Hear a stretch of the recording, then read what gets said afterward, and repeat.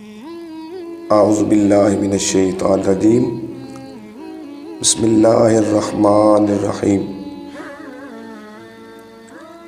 الصلاۃ والسلام علیک یا سیدی یا رسول اللہ وعلی آلک و اصحابک یا سیدی یا رحمت للعالمین۔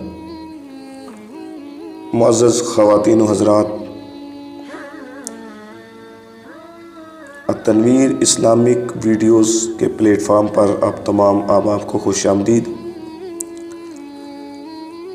امید کرتا ہوں کہ مالک کائنات کے پیارے محبوب آقا علیہ الصلوۃ والسلام کے صدقے سے آپ تمام احباب خیر و عافیت کے ساتھ ہوں گے۔ دعا کرتا ہوں کہ مالک کائنات آپ کو دین و دنیا کی بھلائیاں عطا فرمائے۔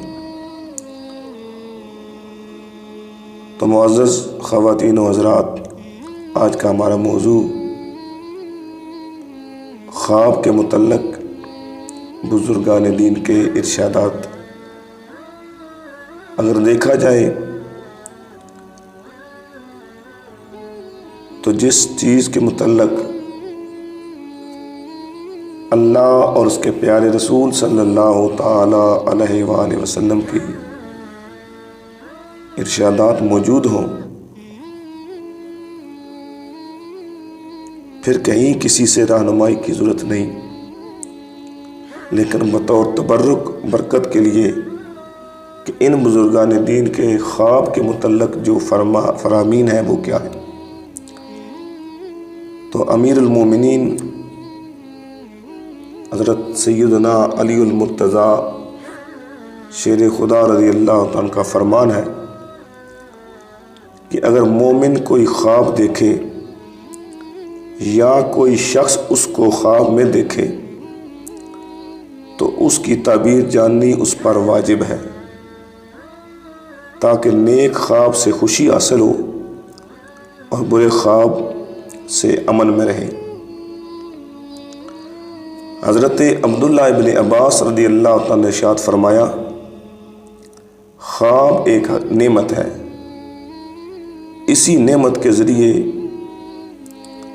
رسول اللہ صلی اللہ تعالی علیہ وآلہ وسلم کو نبوت کی بشارت اور جبرائیل علیہ السلام کی زیارت نصیب ہوئی۔ ابن خلدون کا بیان یہ ہے کہ جب نفس انسانی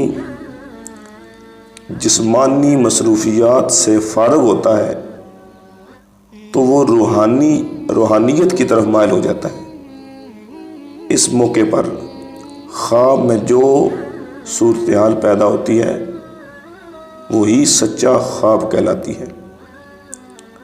حضرت امام غزالی رحمۃ اللہ تعالی نے فرمایا کہ جو بھی خواب دیکھا جائے وہ محض خیالی اور بے مطلب نہیں ہوتا، بلکہ اس کے اندر کوئی نہ کوئی حقیقت ضرور پوشیدہ ہوتی ہے۔ اور جناب ہشام بن عروہ رضی اللہ رحمۃ اللہ تعالی نے فرمایا کہ خدا کے نیک اور برگزیدہ بندوں کو دنیا ہی کے اندر خوابوں کے ذریعے بشارت ہوتی رہتی ہے۔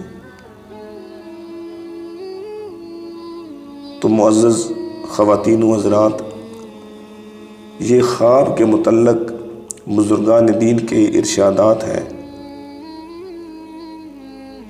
اللہ کریم اپنے پیارے محبوب آقا علیہ الصلوۃ والسلام کے صدقے سے ہمیں دین کے متعلق رہنمائی حاصل کرنے کے لیے ان بزرگان دین سے تعلق قائم رکھنے کی توفیق عطا فرمائے۔ آمین ثم آمین۔ جزاک اللہ۔